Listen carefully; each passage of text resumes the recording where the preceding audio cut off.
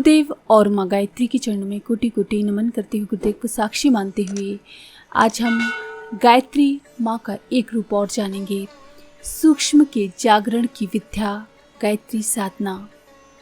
आध्यात्मिक और भौतिक दोनों ही प्रकार की सूक्ष्म शक्तियों से गायत्री माता ओतप्रोत हैं। आध्यात्मिक क्षेत्र में वह प्रधानतः ब्रह्म तेज के रूप में हमको दिखाई देती हैं।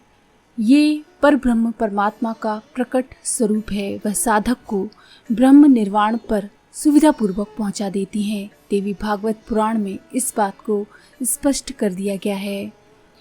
देवी भागवत में कहा गया है कि गायत्री पर ब्रह्म स्वरूप तथा निर्वाण पद देने वाली वह ब्रह्म तेज शक्ति की अधिष्ठात्री देवी हैं। ये महाशक्ति सत रज तम इन तीनों गुणों से प्रभावित करके मनुष्य जीवन में ज्ञान, क्रिया और धन के रूप में प्रकट होती हैं। उपासक को ज्ञानवान, क्रियावान तथा धनवान बना देती हैं। इन तीनों शक्तियों का कोश इन चक्रों में भरा हुआ है। गायत्री महाशक्ति की साधना के द्वारा वे सूक्ष्म चक्र भी जागृत होते हैं। गायत्री मंत्र में भू इच्छा शक्ति, भुवः क्रिया शक्ति, स्वः जन शक्ति, ये भूर्भुव स्वः का रूप है। भूः मूलाधार चक्र में स्थित भूलोक और स्वः सहस्त्रसार चक्र में स्थित सुरलोक, यही गायत्री का स्थान है।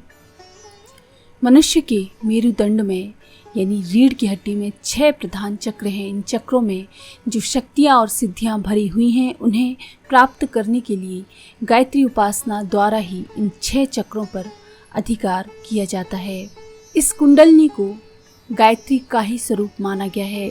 मनुष्य के अंतः जगत को प्रकाशवान बनाने वाले 10 प्राण अवस्थित हैं तथा जिनके कारण जिन सूक्ष्म 10 महाविद्याओं का ज्ञान होता है, वह सभी विज्ञान भी गायत्री पर निर्भर हैं। कुंडलनी के रूप में प्रकट होने वाली चैतन्य प्राण को धारण करने वाली चैतन्य शक्ति गायत्री, ये गायत्री ही प्राण विद्या है। यही महाविद्या है। जो इस रहस्य को जानता है वही तत्वदर्शी है। मूलाधार चक्र से लेकर ब्रह्म रंध्र तक यानी सहस्त्र सार चक्र तक 6 चक्र जिसकी उपासना से खुल जाते हैं, उसे गायत्री कहते हैं। मानव शरीर अनेक स्थूल शक्तियों का भंडार है, परंतु उसका बाह्य जगत के व्यर्थ विचारों और कार्यों में अपव्यय होता रहता है। उस अपव्यय को रोककर यदि उन प्रवृत्तियों को अंतर्मुखी बना लिया जाए और अंतर जगत में ही काम करने लगे तो निश्चय ही प्रचंड शक्ति प्राप्त कर सकता है मनुष्य। अंतर जगत का अत्यंत विस्तृत विज्ञान है। वह 10 विद्याओं के रूप में 10 भागों में बटा है। इन विद्याओं का विस्तार से वर्णन हमको वेदों में मिलता है।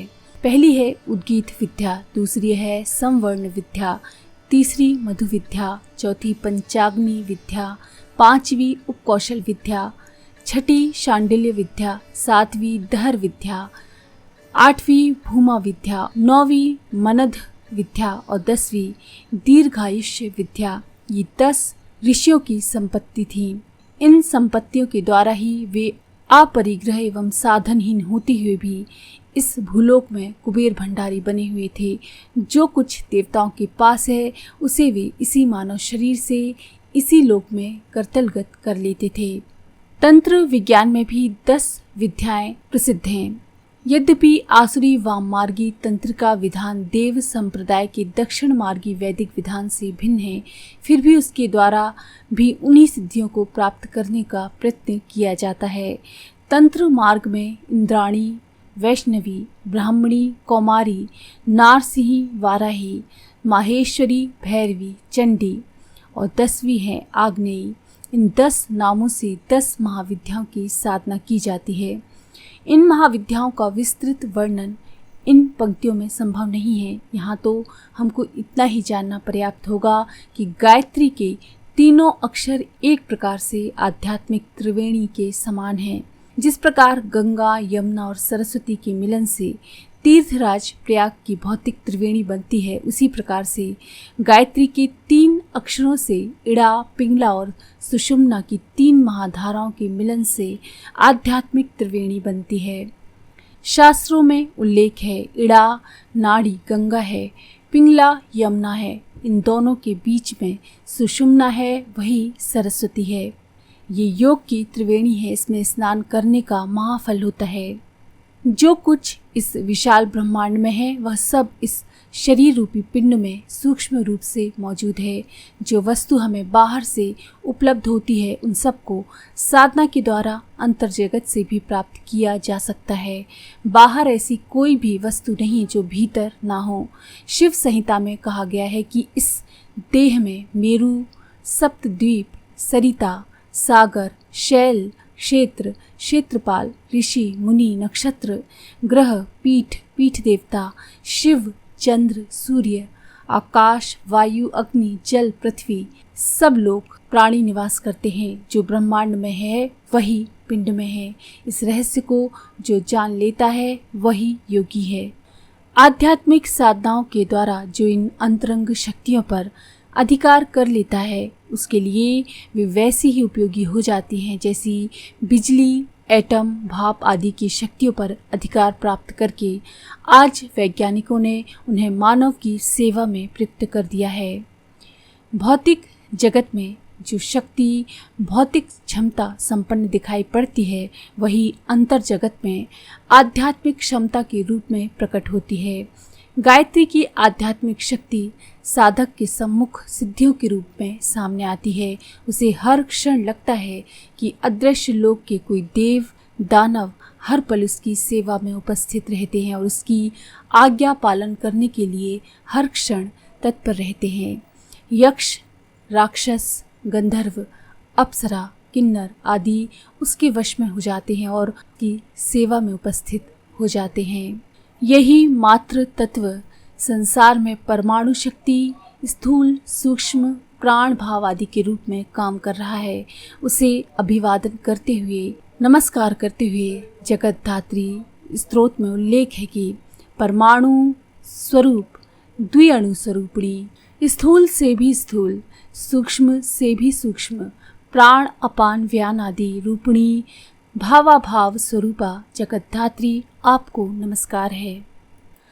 ऐसा कहा गया है कि गायत्री के द्वारा योग साधना के 3 मार्ग हैं।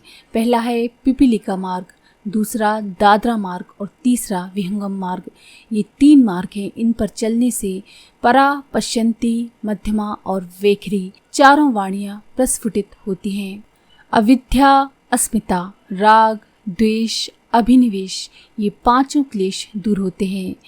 जागृत, स्वप्न, सुषुप्ति, तुरीय इन चारों अवस्थाओं का परिमार्जन होता है। मूलाधार, स्वाधिष्ठान, मणिपुर, अनाहत, विशुद्ध चक्र, आज्ञा चक्र ये सभी चक्र जागृत होते हैं और मस्तिष्क के मध्य में व्यवस्थित सहस्त्रसार कमल में ब्रह्म तेज विकसित होने लगता है।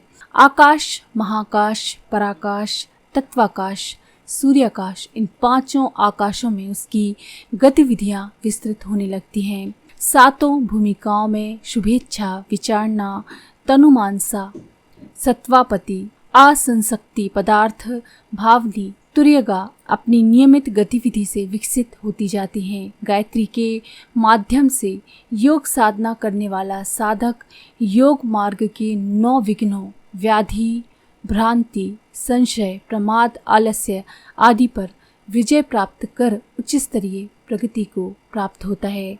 ये एक सुनिश्चित तथ्य है। ये सभी हमारे शास्त्रों के वचन हैं। तो अगर आपको ये जानकारी पसंद आई तो प्लीज़ लाइक करें, शेयर करें, सब्सक्राइब करें मंत्र सिद्धि चैनल को और ऑल पर क्लिक करना ना भूलें।